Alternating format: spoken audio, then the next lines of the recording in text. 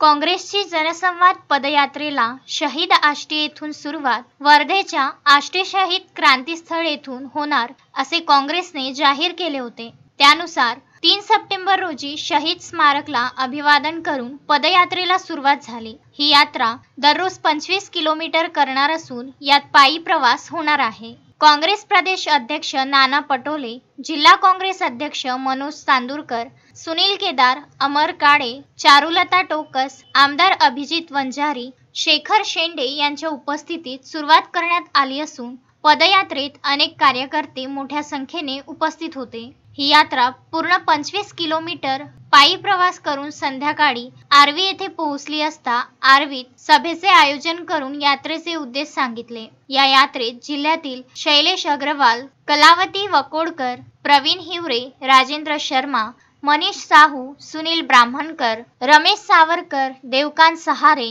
अमित दत्तगालसह अनेक कार्यकर्ते उपस्थित होते। महाराष्ट्र प्रदेश काँग्रेस अध्यक्ष नाना पटोले यांनी क्रांतीस्थळी नमन करून पदयात्रेला सुरुवात केली। सरकारने तातडीनं या उपाययोजना केल्या नाहीत तर मोठ्या प्रमाणात शेतकऱ्यांच्या आत्महत्या ज्या वाढतात आहेत या अजून मोठ्या प्रमाणात वाढतील। निरपराध शेतकऱ्यांच्या, अन्नदात्यांच्या आत्महत्या या महाराष्ट्रासारख्या छत्रपती शिवाजी महाराजांच्या महाराष्ट्रामध्ये, शाहू फुले आंबेडकर विचाराच्या महाराष्ट्रामध्ये या भूषणावं नाही, पण हे सरकार शेतकऱ्यांचा जीव घ्यायला लागलेला आहे। आणि या सरकारला काँग्रेस पक्षाच्या वतीनं आम्ही मागणी करतो की विशेष अधिवेशन तातडीनं बोलवलं पाहिजे, त्याच्यावरची उपाययोजनेच्या बद्दलची चर्चा केली पाहिजे, तातडीनं उपाययोजना केल्या पाहिजेत। पण हे सरकार गंमत जम्मत करते आहे। मंत्रालयामध्ये खुर्चीची लढाई चालू आहे। राज्यामध्ये 36 जिल्हे आहेत, फक्त यांचे 19 मंत्री आहेत, 17 मंत्री अजूनही रिक्त आहेत। एका मंत्र्याला 6-6 जिल्हे दिले गेलेले आहेत।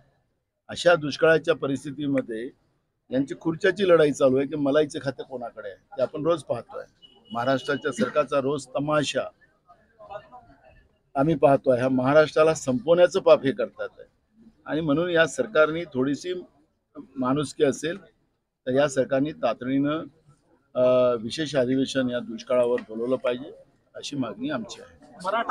अश्विन शहा, विदर्भ न्यूज, वर्धा।